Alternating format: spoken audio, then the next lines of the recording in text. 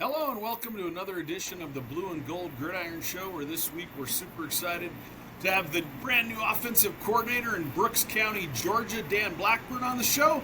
Coach has a variety of experience of both Illinois and Georgia that we're going to tap into. He's going to talk to us a little about Buck Sweep today, which I'm super excited to chat about. I've been a long time lead G guy and have a number of wing T guys I've worked with through the years that have always tried to get me to add Buck, and I'm looking forward to learning from Coach about the Buck Sweep today. But before we get into that, I just want to take one quick moment to remind everybody the Blue and Gold Gridiron Show is brought to you by School Funder. School Funder, the only online fundraising company in America that lets you keep all of the money your team raises. I can tell you firsthand, we've used School Funder the last 2 years for our fundraiser, our lift-a-thon, and we kept all of the money minus the small 3%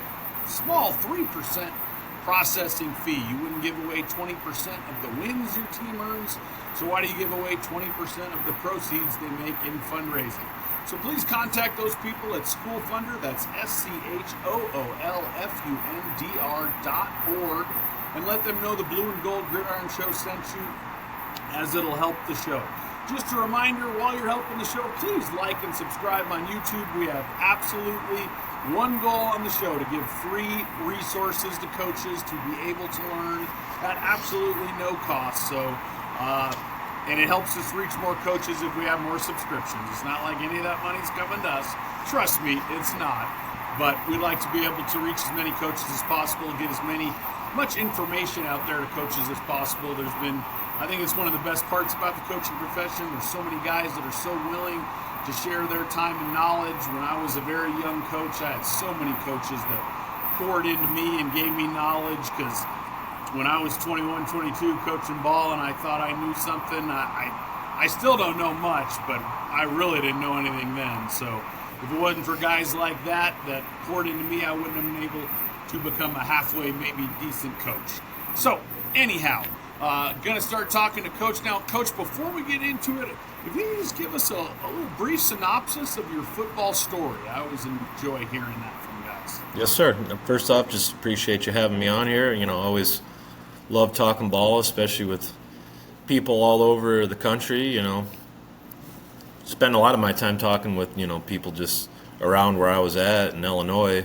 But, always fun to talk with people, across the country in different time zones. So just to see what maybe they're doing a little, something a little different. So always a pleasure. So I appreciate you having me on here. Just a little bit about me. I'm just started here this spring at Brooks County, which is the next county over to the west, of Valdosta, Georgia, and Lowndes County. A hotbed of football in South Georgia with a lot of tradition. Was lucky to be part of some good South Georgia programs over the last couple of years. I spent the majority of my career in Illinois, up in northwest Illinois, around the Freeport, Rockford area, about 15, 20 minutes from the Wisconsin border. I was born and raised up there. Went to a small Catholic school. Got a lot of those, Catholic school values, hard work, brotherhood, all that good stuff. Started, wasn't sure what I wanted to do necessarily when I got into college. I'd gotten pretty beat up, had a torn rotator cuff. I finished, I had some opportunities to go play some D3 ball in Illinois, which is good football, North Central and a bunch of other good programs. Had chances to do that, but I just said, don't really want to do it anymore. Was beat up, didn't want to pay all that money to go to a D3 to, pay all the money that it costs to go there. So I just decided to go to state school at Western Illinois University in Macomb, Illinois, and had a good experience. Thought I wanted to go into broadcasting and realized real quickly that I don't want to do this, because they told me 50% of you when you leave and get your degree will not have a job in broadcasting. And I said, okay, well, it's time for me to go to talk to my counselor and go find something else. So I said, what else do I love? I love sports. I love coaching. I love PE. So let's get into PE.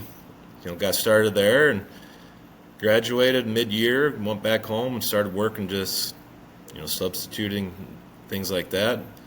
fall season started rolling around, I still didn't know where I was going to go. Didn't have a full-time job back then. In 2006-07, it was difficult getting jobs, PE jobs especially back then. I mean, it's quite a bit different now as far as just the amount of openings. It's crazy. I see even down here, there's PE openings and coaching openings in July, which is absolutely insane for the state of Georgia. But back then, though, wherever you went, it was tough getting a PE gig. So did some long-term subbing. I got an opportunity to long-term sub at a school in my hometown of Freeport, and so I said, well, if I'm going to be in here doing long-term subbing during the fall for somebody who's got a maternity leave, at a middle school, let's see if I can start coaching. So I reached out to the head coach, Terry Werns, at Freeport High School, the Pretzels, Freeport Pretzels, one of the most probably unique mascots in the country.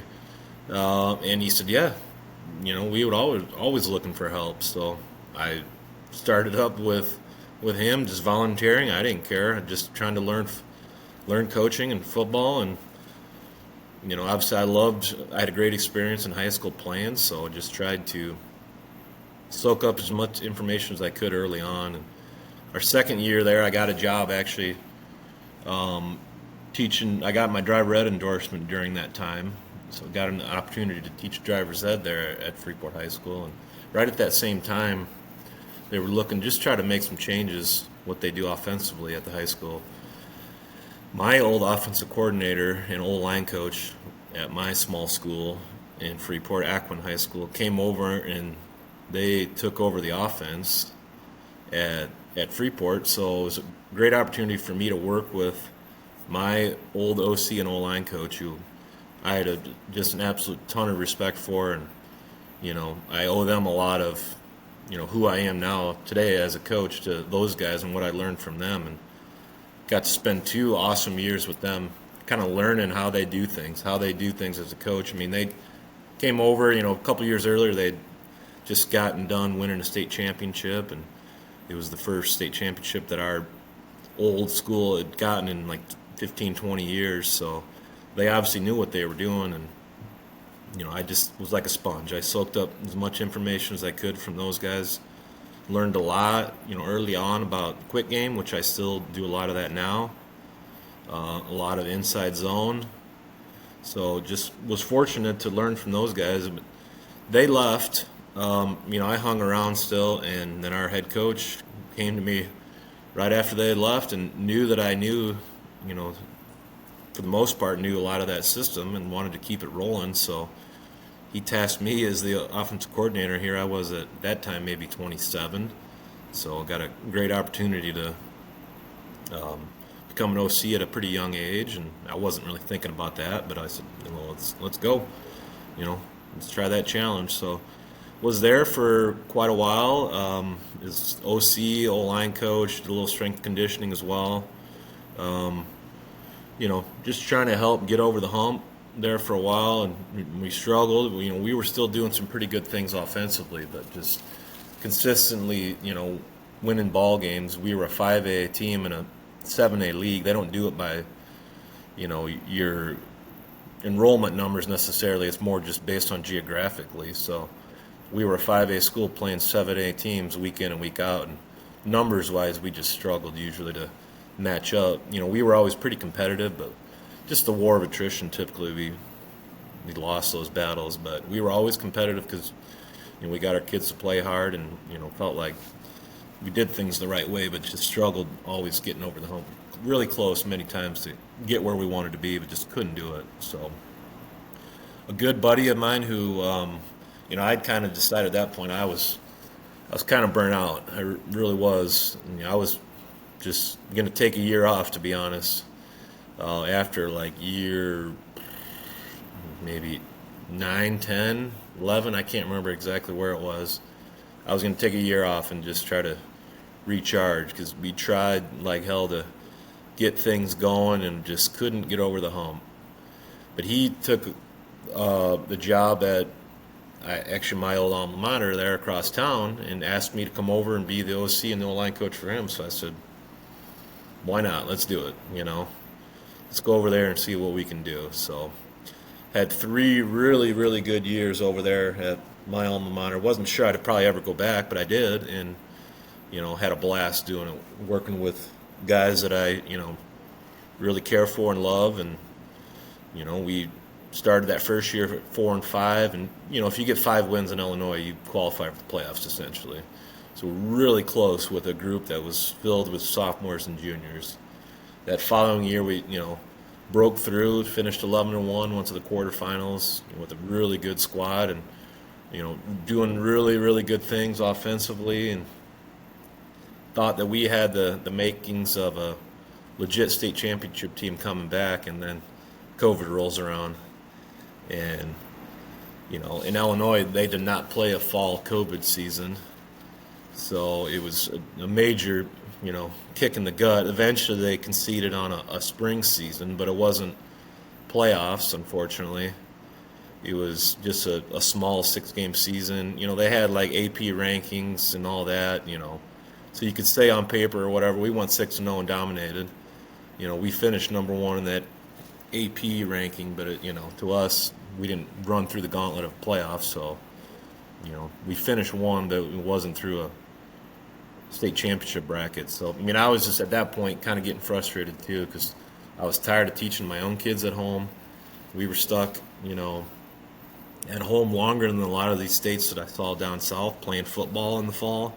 We weren't playing, so I'm sitting there on the computer every Friday, streaming games wherever, across the country, California, Texas, Georgia, Florida, wherever, just wherever I could watch a game, I was trying to watch something. Just really getting that itch. Just like, I can't hang around here. Like, I was meant to coach football, and we didn't get that chance. So I started just basically job searching. I was getting bored during COVID. Wife was okay and ready to move and get out of here. I was ready. She wanted to get down south somewhere warmer. She wanted to go to Florida. I looked at Florida, but the pay in Florida, as I got an opportunity or two, was just, it's atrocious. I'm sure you've probably seen it online. I have seen some of that discussion. I don't know the specifics, but yeah. Yeah, it's to be honest, it's flat out just appalling and embarrassing. The state of Georgia, I've realized that just a couple years here, have gotten a ton of phenomenal football coaches from the state of Florida that come up and been ball coaches, in the state of Georgia and done well. There's a program just down the road here across the border, Madison County. It's called the Small School. Their head coach came up to Coffee County in Georgia, which is a darn good program. He won state titles down there, came up to Coffee in 5A, which is, right now there's 6 classes. There was 7 at the time. They won the 5A state championship. So, there's good coaches that the state of Florida's lost just because the pay is just terrible. It's a complete disservice to the good ball coaches down in the state of Florida.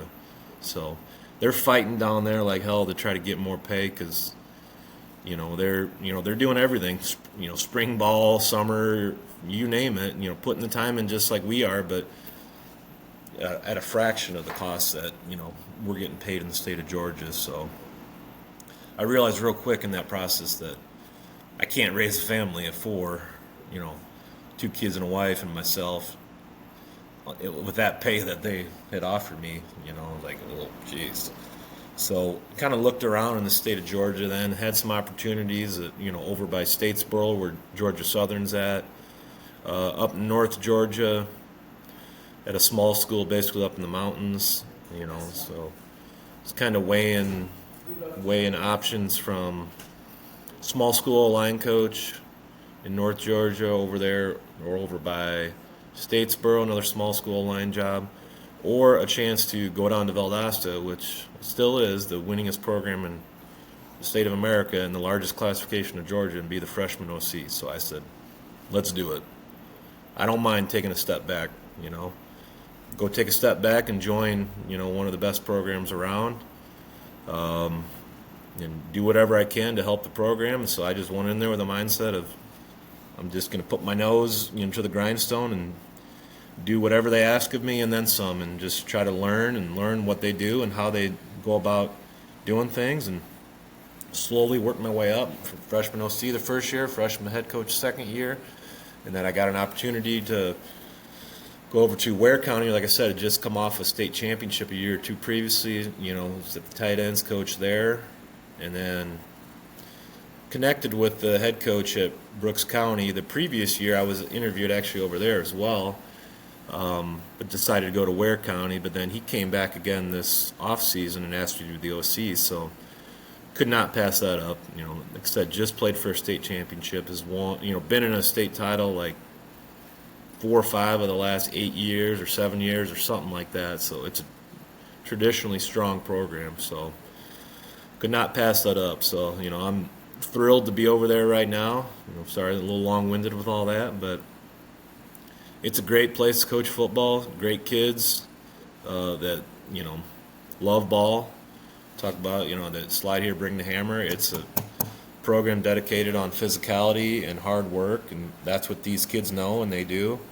So I'm just been thrilled to be over there right now. This spring and summer, it's been really, really good. So the coach has given me the autonomy to put in what I do and what I know, and we've incorporated a lot of the some of the terminology they use, but a lot of it's been what I do, and it's been really good so far. I mean, there's a little pushback here and there. You're going to have that wherever you go with a little change, but it's been really, really good so far, and just really, really excited to see where we could go this season and beyond in the future. So that's kind of my story as far as my career path here. I love hearing that. That's been the most fun. It's funny you said you wanted to be in broadcasting. That's what I wanted to do, and ended up going the coaching route, which I love. I'm blessed to be coached, but I figured this is a way I can pretend I'm a broadcaster, even if it's not for any money, but I can pretend I'm a broadcaster talking to coaches, and that's been the most fun part for me, is getting to talk to all these knowledgeable guys. So super excited to learn some buck sweep. So take it away, Coach. Yes, sir. We'll get on here on the okay. So this is kind of one I put together I did a clinic a couple weeks ago. So I was going to kind of go through that, and then also show some of our updated clips that we had done recently. And like mentioned when I did this before, we're hardly a well-oiled machine with buck sweep because it's brand new for Brooks County, but I have clips of when we did the buck sweep at Valdosta as well. So you're going to see a little of us doing it, and Valdosta doing it when I was there. So we call it Oklahoma Sooners is buck sweep. So just kind of got some basics here. So how we teach it, we're our end man on the line of scrimmage, whether that's the Y. I mean, it's typically the Y. We're usually always going to run it to a tight end. You could be off, but more than likely, more often than not, it's always going to be an inline tight end. So he needs to make a decision on who the end man is, and based on that, he's going to give a long or short call. So here we're calling that jack. He's up close enough to the line. He's an edge player. We're calling it off of him. So that's a long call. So if we get a long call, that Y is going gap down backer. So same thing. There are the H is making that call in that case. Excuse me. So either one, he's outside of both of them. So they're both going gap down backer and working back to that L backer. Our front side guard's kicking out, back side guard's wrapping around for the R backer. So once again, if we got outside shade there of our end man on the line of scrimmage, we're getting a long call, and those guys are gap down backer.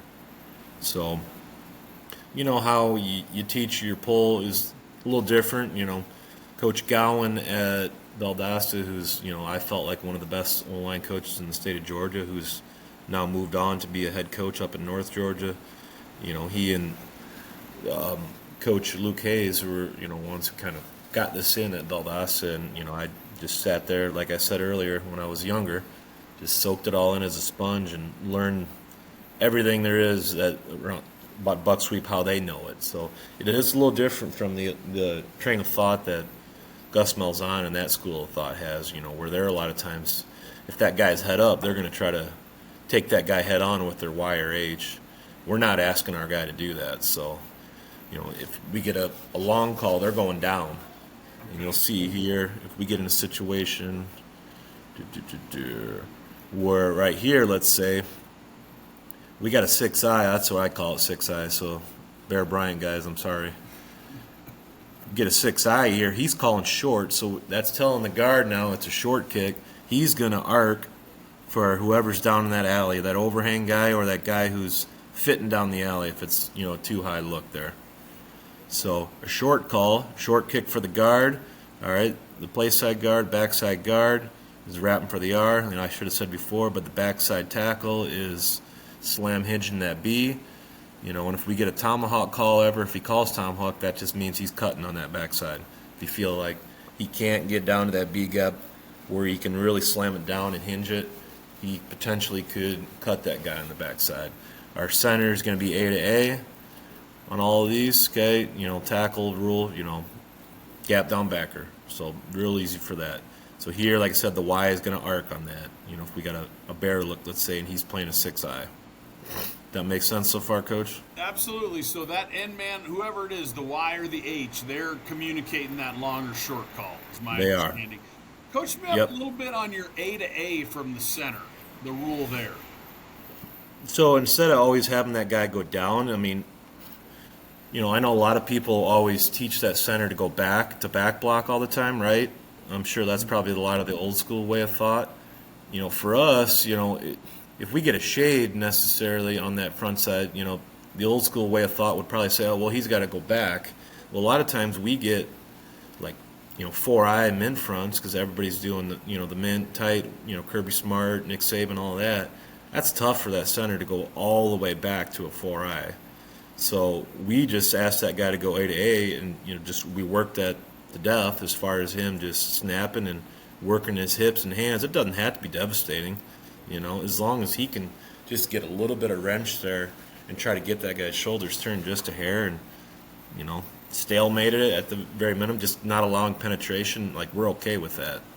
So kind of like you have drawn here, like a classic underfront, you'd rely on your tackle on the backside to get that 3 or 4-eye. Yep. So like I said, it could be a tomahawk or a cut, but we're asking him just to go down hard and take that dude there. So, like in that situation on this bear front where he might be in a 3 or 4-eye, wherever, if we say stay call tomahawk, he's probably going to cut that guy. He's going to cut and roll essentially into him. Almost like, old school flex bone on the backside, where they're cutting a little bit. Love it, love it. Thanks, Coach. Yes, sir.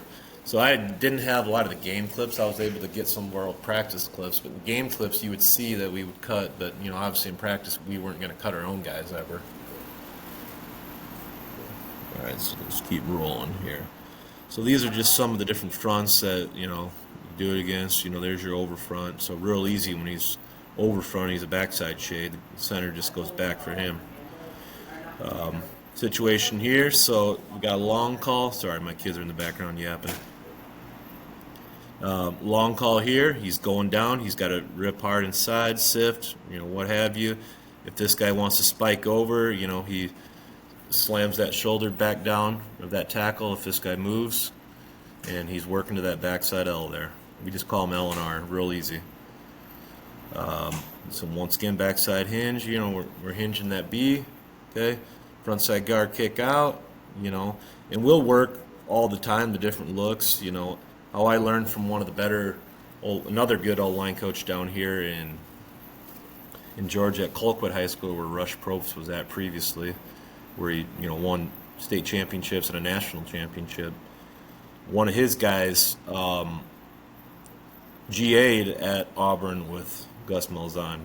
So what I've taken from him is, those guys on the edge could do one of three things. You're either talking, we could kick, where he gives you just a great look, where you can kick him out. We can kick out that R. We got a log and a kick, or we got log. So we're going to work those three scenarios daily when we're working our pull drills. Kick, a log kick, or log. So our guys will see that enough to know how to respond. So, if this guy wants to squeeze down and try to take that away, we'll log, and the backside guard is going to adjust off of that because, obviously if he's logging, then he's going to bounce out, and he may have to log or kick that eventually. So we work those scenarios all the time, give our backs different looks, and you'll see from some of our clips now, like we haven't work that nearly enough because it's still very, very elementary. But eventually we're going to get to the point where we're showing those things all the time and able to read those appropriately.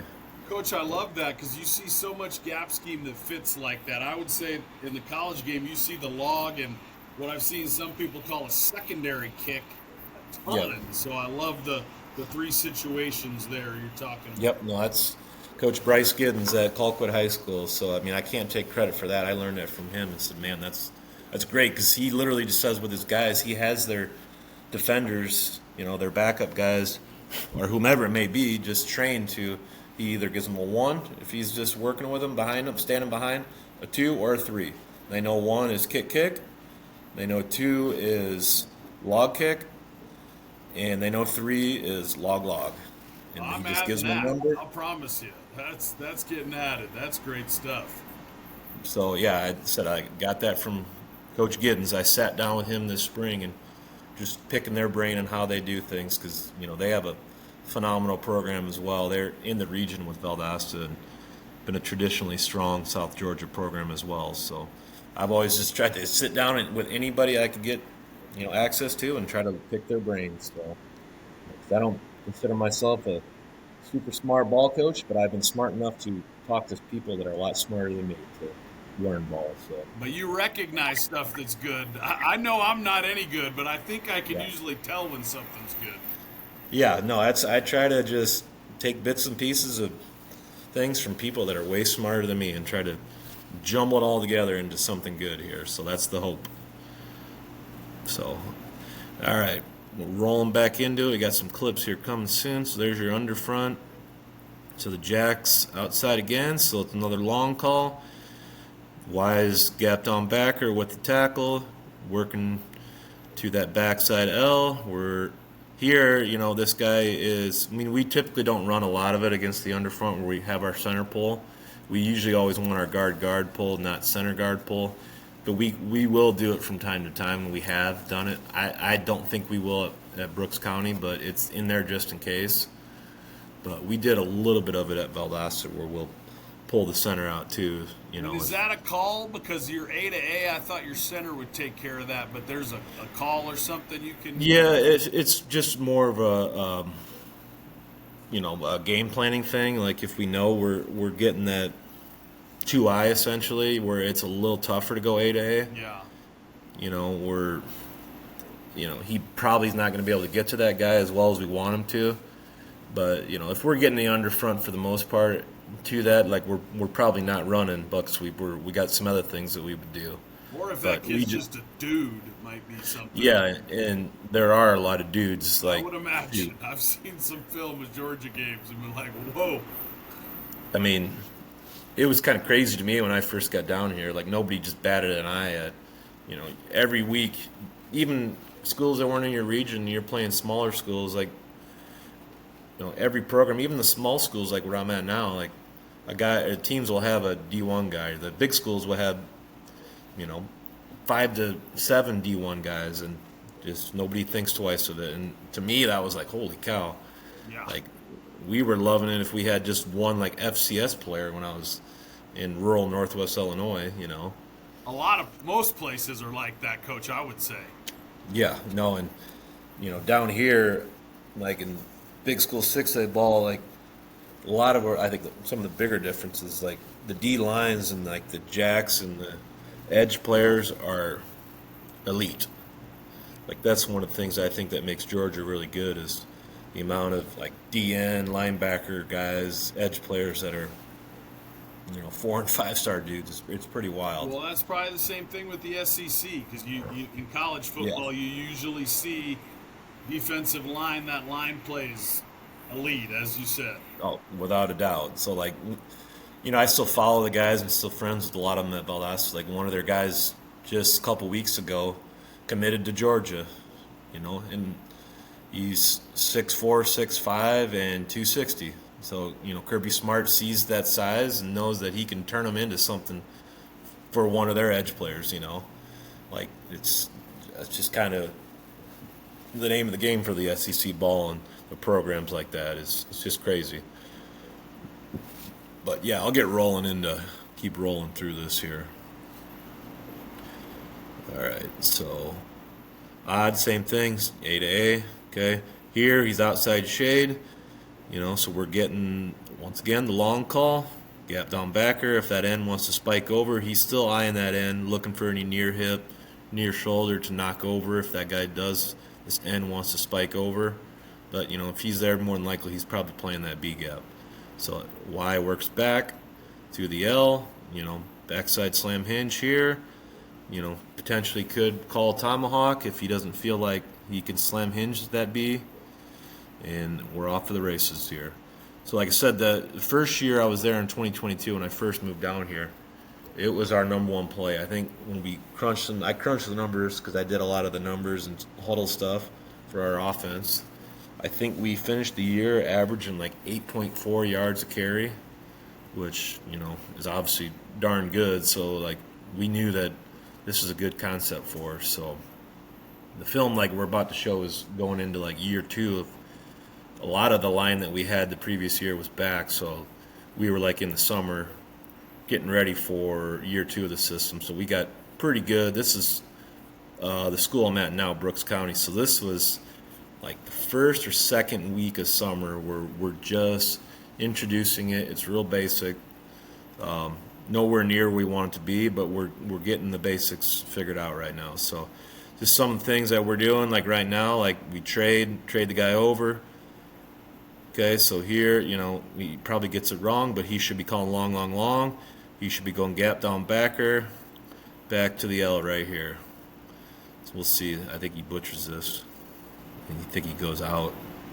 Nope, he got it right. So he goes down. He should be trying to, ideally getting a piece of that down lineman with that left shoulder, left flipper, whatever you want to call it. Bam, throwing that hip, lifting it up high.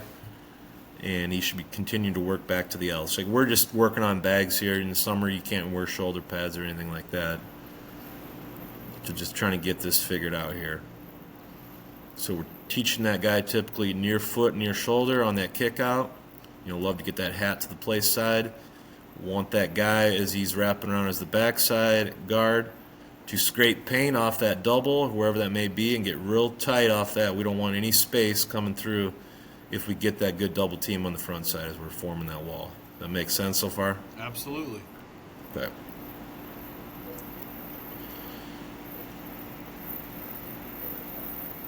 So we start in just a tray formation here. Like I said, we're just kind of more teaching right now.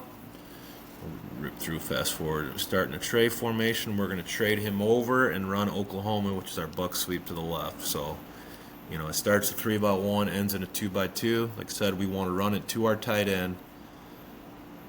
Let's see here. It was hot as heck that day. I mean, it's always hot down here. One thing that took a little adjustment, I think the first week I moved down here in the month of June in 2022, they said it was hot even for Georgia standards. And like in the afternoon, it was hitting like 110, like heat index. So talking the humidity in 110. I know you guys get that, but it's probably a little bit more dry, right? In Prescott, we're 5,200 feet, so we're much, much cooler. Okay. We're not. We see a few degrees a year. In the valley the other day, it was 118, but you're right, it's dry, which makes it better, 100%. Yeah, no, the humidity is something else down here between the humidity and the gnats. We got a lot of gnats. We're below the gnat line. If you ever heard of that? I have not, but so apparently way back in Stone Age, this was all underwater and it was shoreline and coast and sand and everything. So as that water started going away or whatever, like it became land, and that's essentially what all the coastline down here now, like Florida and Georgia, like below Macon, Georgia, is the gnat line. Okay. And so with that, with all like the sandy soils and everything, you get a ton of gnats.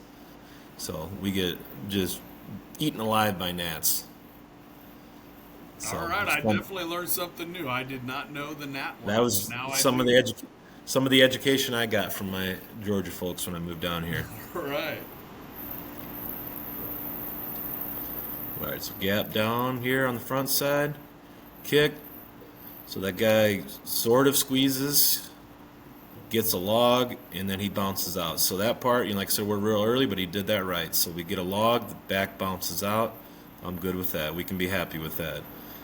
And backside guard kind of works a log as well. So, I mean, if we're getting log, that back knows he's got to get outside. Make sense? Yeah.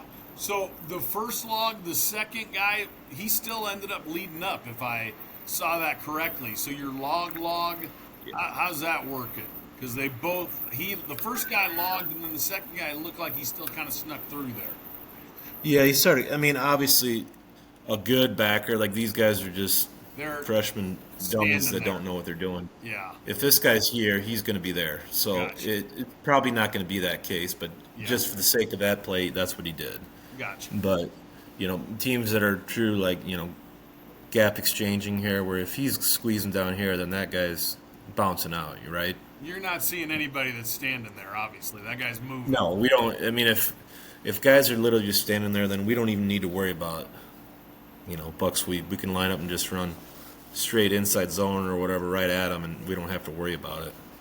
Like, we're not going to trade and motion and shift and scheme them up at all, They got bigger problems than if we They can just do. run right at them and their backers standing there like that. Absolutely. So, we repped it out a bunch of times. Our splits, we got to get better with that. So here, the guy is inside, so he's yelling short, short, short. He arcs out, knows it's got to be a short kick, turns into a log. If that guy logs in that backside guard, if he sees that, then he's got to get around and then pick up whatever comes over top. So that's where, we would get it on film and coach that guy up. So, hey, if you're seeing a log, you got to read that block, and then you got to work out too. Because that back's following you on that, essentially, and you're not going to be able to fit up in here. There's no room, As we get resistance from a team, they're not going to just let you do that. Like, this guy's going to be pushing back, there's going to be no space, so you're going to have to bounce that out. You know what I mean? Absolutely, Coach. Okay. So like I said, we put it in just very, very briefly in the spring, but this is still like, we're essentially reteaching day one install, like when we put this in a couple weeks ago, and so like we're just slowly continuing to try to get better at it. Our hope is, that we're playing in December, and by the time November rolls around, it's, a well-oiled machine for us running buck sweep. So, Coach, they were not a buck sweep team prior to your arrival, I'm assuming? No, so they were, they were gap scheme, but never, it was more power, GY counter, some GT counter. So, their guys are used to pulling, but, they weren't used to any type of, like, this thing where we're giving a long and short call and doing, a long kick and a short kick and anything like that. There's a lot of moving pieces and a lot of elements to this you're talking about. So, there's a lot of responsibility for that tight end, and that tight end coach to make sure that we're getting that right. My biggest thing, and I just mentioned the other day, like, if you're going to make the call, just make it with conviction. And if you're wrong, whatever, like, we can adjust. But we got to have you make that call every single time. We can't go up there and not get a call from you, and then they're wondering, all right, well, am I long or short, and, what they're looking for. So it's just a lot of communication. I'm telling my guys the little things like, you need to turn and take your mouthpiece out and yell it loud. If we're in a big game in the fourth quarter and we want to run buck sweep, like, it might not be heard very well, so you got to speak up and get loud, so just the communication with that. And so the line can hear, the quarterback knows what's going on. He's coming up and telling the play, and he's reading backside and this and that. We'll teach that guy to read the backside if he wants to come off the edge, as that backside tackle's slamming and hinging. So, we can go out the back door if we need to. So this was just something we have off that we were working, just a Y pop, like a red zone play. So if we got a short call here, he's just arcing out like I'm standing there. I told him, you got to run at me like you're arcing, thinking that you're going to come out to arc this guy, and then you're just up the seam. It's just a little pop pass off that. So that was just one of the little tags we have for it. I love it, Coach. Everybody else doing the same thing? You're just getting that off quick? Yep. So, no different. Everybody's running exactly the same. The only difference is for our Y, is he's either arcing or he's pretending like he's going down for gap down backer.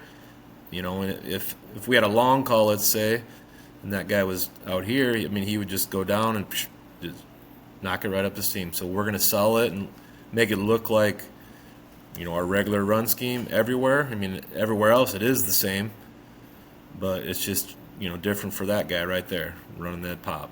I love building in stuff to your base that helps you along the way. That's good coaching there. Yeah, that's we're trying to do. So like I don't, as I've learned over the years, like instead of having a million plays, which I probably did when I was younger, just getting my foundation and my core plays and just trying to build off that. Different looks, different eye candy, different formations, shifts, motions, which as a young play caller I stunk at, But as I've gotten older, I've realized just how important that is, and just trying to build off your base, your inside zone, your buck sweep, your GT, your power, and just rolling from there and making it look different, but it really isn't. Nothing changes for the guys up front. I mean, I'm an O-line coach at the end of the day, so I want to do whatever's easiest for them and make things really simple for them. As we were putting in some tags for our inside zone, we got different things for our skill players and quarterback, but I let the linemen know, like, nothing was changing for you guys. You hear something different, we may lock something on the inside zone, let's say, but other than that, you're running the same inside zone every time. You're running the same buck sweep every single time. It's not going to change for you guys outside of a couple small little nuances. Tried to make it easy for those guys and try to put more on our quarterbacks. Try to put more on them because at the end of the day, I work with them, so they better know it because I'm putting that pressure on myself to make sure they know it, and I'm going to give them every avenue, film, on the board, you name it, to make sure that they know what they're doing and make sure my goal is I told the quarterbacks, so we got two kind of battling out right now. I want you to be an extension of, what I am. I want you to know what I know. Like there is no secrets in this system. You need to be an extension of me on Friday nights because at the end of the day, you're the one out there. Like I can do whatever I can during the week to get you ready, but at the end of the day, on Friday, it's you guys. So try to give you every tool in the toolbox to get you ready to go. So let's continue there. I'll get some other. So we have some bash as well, which we were putting in. It probably looks sloppy, but let's see. So we're running Sooners bash, so we're going to the right, so we should be bam out in here, and then we're just going across here, all right, and we're going to read this guy right there, all right. So he's flat, running like a jet path. Quarterback's just going to shuffle with him for a step or two, and then he's coming back running the Sooners. Coach Tatum coached me up on this. How did you do the footwork for the quarterback? He got me into the lean, which I thought seemed to make sense to me on this, because you obviously don't want to shuffle too far to the defensive end. How are you coaching your quarterback on that? I kind of do it more on feel for them. So I never really wanted to like pigeonhole my guys and say you have to do it this way. So, I put like a cap on it of like 2, but, I tell them if you can get it done and get a good mesh in 1, then take that. But I don't want to have it any more than 2. So just a real quick 1-2 or a quick 1 and, mesh and shuffle with them, and then we got to make our decision up. So, that's kind of my thought process on that. Like when we're running bash here or we're running power read, which we haven't really gotten to yet, but we have power, but we do not have power read in yet. But we're going to treat that the same way as far as how we're teaching it, as far as the footwork goes. But that's something I've always believed in, and I ran in Illinois. We ran a lot of bash stuff. We weren't running buck sweep up there, but we were running GT bash and power read and power read toss, as I called it, or whatever the different names are that people have for them. I just like a lot of those misdirection things and some of these gap schemes. So, I wanted to get this in, and this guy's a decent runner, but we got some other guys who, like we'll put this guy back there and run it. He's a 4-star corner who's a good athlete. He's committed to Georgia Tech. Like we got another dude who we moved around, was playing some Y, who's committed to Texas A&M. This kid right here. So we got some freaks. I'm not going to lie to you there, Coach. That helps. Never been at a place, even a bigger school, that has, like, I guess per capita, the amount of athletes that this place has. So, like, I'm not trying to overcomplicate things too much. Like, I'm just going to try to let my dudes be dudes. Some of the best coaches in Illinois that I've ever been around, guys like around the Central Illinois, Sacred Heart Griffin, Rochester area, the Derek Leonard and Ken Leonard, they always talked about run the man offense. What the man offense is, get the ball to the man. Simple as that. Find a way to get the ball to your man. Like, you don't have to complicate things. We got guys. We got a dude. We got a dude. We got some other guys who are pretty good. So find a way to get him the ball. Doesn't have to be super complicated. Absolutely. Definitely. So that's, I'm trying to get a few things in here and there, but at the end of the day, when push comes to shove, we're going to find ways to get our guys the ball. So, yeah, he can do things. If we hand it to him on a jet sweep, we'll be all right. Especially with the misdirection here. You can just tell by the just couple movements there. You're like, whoa. Yeah. There's a reason. He's committed to Georgia Tech and he's hung on with him, but he's got Texas, he's got Georgia, he's got Florida State. He's got it all, and literally all came this spring. So, darn good athlete. He's 6'1", 185, playing corner. So, he's got some good length to him. Great kid too. So, that's what these are small, rural, Title I type kids, but they're awesome. They're great kids. I love being around them, and they've done everything I've asked so far. So, couldn't be happier with everything that I'm getting from them right now.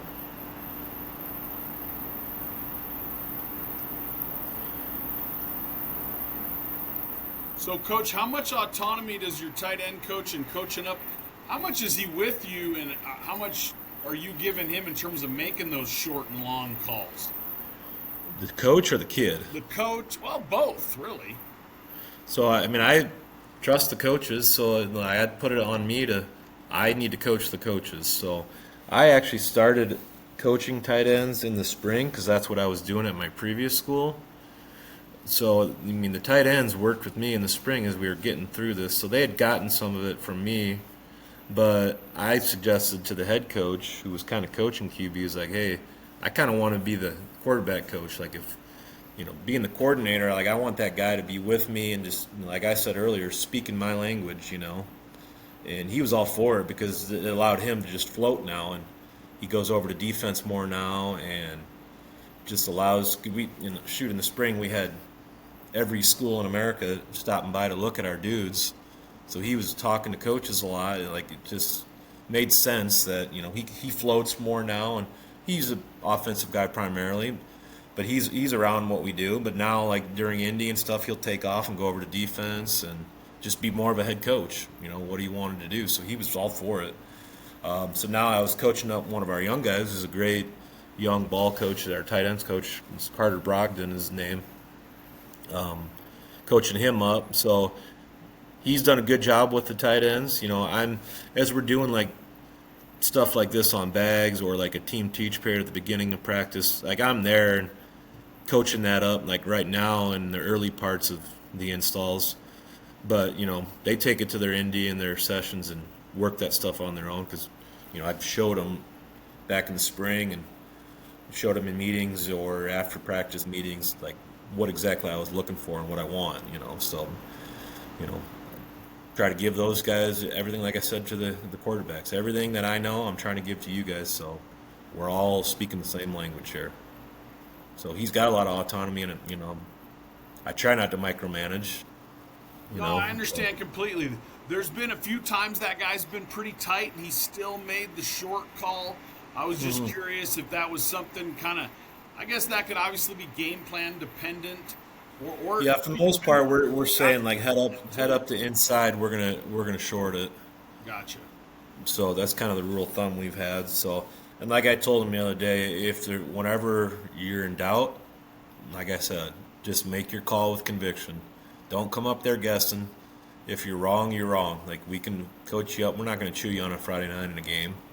We'll coach you up after the game, when we get it on film on Monday or whatever. So if we felt like you were completely wrong on it, but that's what we're trying to do now. Like, just give our guys different looks in practice. Show them a 6-eye, a 6, a 7, you name it. Just give him different looks so he's got to think and try to react to it. So just trying to give all those different scenarios of what we would see. I love all the details, Coach. Great job. Yeah, appreciate it. So I'm going to get to some of this is our year 2 at Valdosta. So we just ran it for the first season. We were very good at it. This was summer going into the second year of us really, really getting good at it. So this is with them. So some of the stuff that we were doing. So here, calling on that guy, that walk up jack. So we're calling, long. It's gap down backer. Bam. We get a kick out. We're wrapped. There's nobody there.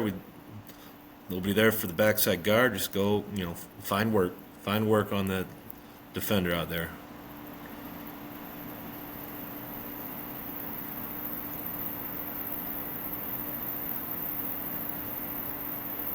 Oops. Just got a little tray formation stacked out there just to try to get guys out of the picture, get them out of the box a little bit so we got clear reads. Great set, yeah. Yeah. So, we're going to call that guy. There's nobody else in the picture. Like, that guy's way inside. We're not going to call it off of him. We'll call it off this guy. This guy's the one who's got to set the edge. So, we'll call it off him. We'll go gap down. And, realistically, if they're fitting the right way, this guy's got to show up to the party in a hurry. I think, I don't know exactly what they're doing defensively, but that guy's got to be a guy who's setting the edge here. If he doesn't, they're in trouble. Yeah, so, he was unsure and went to the wrong spot, which made it easier for us. He got some backside penetration we don't like. Guy came through the back door. That nose guard's a dude, too. Yeah, no, this guy's playing, I think where'd he go? I think he went to Kennesaw State, which, Sun Belt now. This guy right here, best D lineman I've ever seen in high school football. He started at Colorado and is now Florida Atlantic and will be starting down there this year. I think his senior year, he averaged 7 or 8 tackles per loss per game. That's unheard of. That's had wild. Somewhere between 20 and 25 sacks. Just the best ball get-off I've ever seen from a high school football player. Just bar none. I've been at it 19 years. Just ridiculous ball get-off. So some of the things that he used to do in a game was just absolutely stupid. So here he's pretty close to head up to inside. So, this was our 2s, I think, right here. He shorts it, and he should be arcing. Get the arc. Get a little, like I said, these are some of our backups at this point. I was going to say, I don't think the defense meant to line up with a nose and then a guy in an 8 head up on the top. No, I don't know what team was doing. The summer OTAs, you get a lot of bad looks and bad fits, Gotcha. You're allowed to have OTA days in the summer where you get like 4 days of work with pads on and whatnot. We actually got one coming up here this week, which I'm fired up about, to get some work against, somebody else. Get to some other ones here. All right, so should be gap down backer, should be a long call. We'll go off that guy right here. We know he's going to set the edge. He's going to show up in a hurry. Gap down, see if we can get to him. Oh, guy got over top. So love to see that tackle and tight end work that double and get off to this guy right here. He gets over top, but running back makes us right, makes a nice cut. We're teaching that running back to stay flat. We want these guys to flow and flow. We're teaching him, boom, stay flat, stick your foot and get vertical. Probably should have explained that earlier.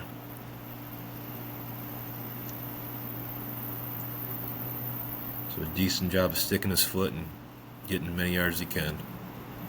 That's a great cut. Yeah. So we should be arcing here. We're, like I said, I never wanted to show just all like the great highlight clips. I literally grabbed good, bad, and ugly. So we got inside. He should be arcing out here. He looks a little confused that time on this one. Goes down where he should be arcing. We go to kick out. We kind of missed that guy, and our, O-line coach, Coach Gowan, like I said, it was phenomenal. Loses his mind. I think he's probably losing his mind on our guard there. Who misses that. We score, but he's pissed off that we didn't do the right thing, so we're good with that.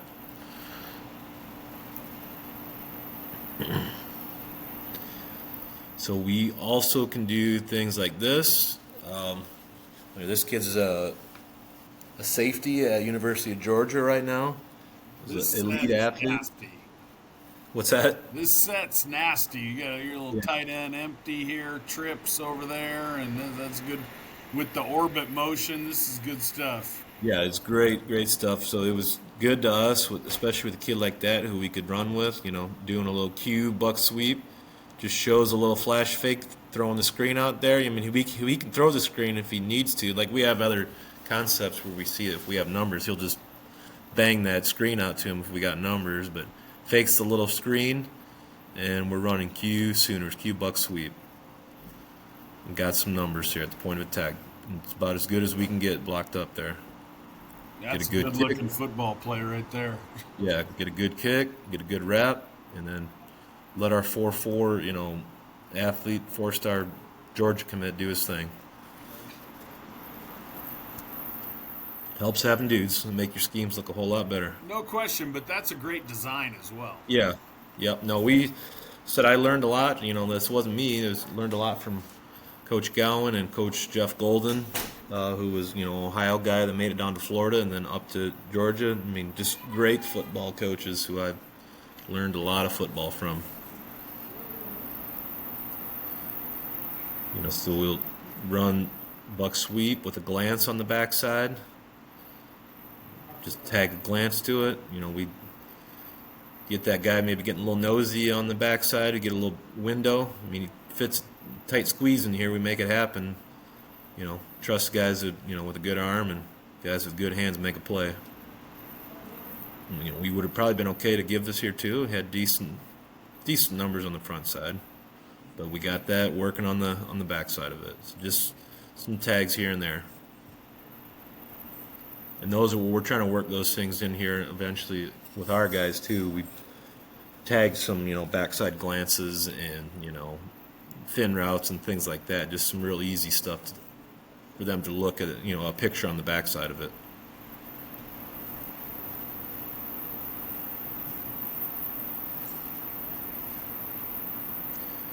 So he's head up. I mean, it's close on there, but he makes the call. Short. We arc. Short kick. Wrap. Get a good play for us here. Great kick. Good wrap. Probably a hold, but, that guy held all the time. Didn't get called, but so we're all right.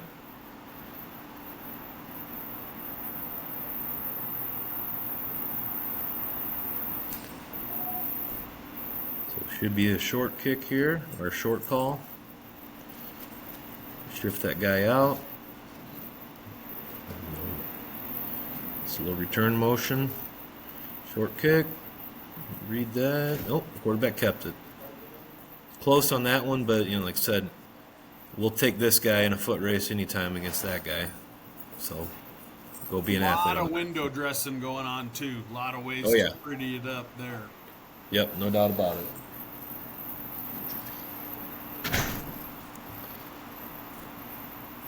I got just a few more minutes, Coach, here. Then I got. All right, perfect. Whenever you're ready, Coach, that's been wonderful. I've learned a ton, so thank you. Finish up one more here. Typically you always see, and we're teaching our buck sweep too at Brooks offset, but you can run it out of the pistol, which we do here in our two-back set. What you can do out of this, which I like, is the way you open up here, you almost open up like you do with your outside zone, and then you can run some boot off of this. You know what I mean? Absolutely. So you see how see how he opens. It's similar to how we would open on outside zone, and you could do some boot off of it as well. So just some different, like I said, eye candy and things that you can do differently with it. But I think I'm going to have to roll here, Coach, so I hope you got something from it, and that was okay. I got a ton from it, Coach. Thank you so much. I'm very appreciative of everything there, and we'll see everybody next time. Another edition of Blue and Gold Gridiron Show. Thanks a lot. Yes, sir, Coach.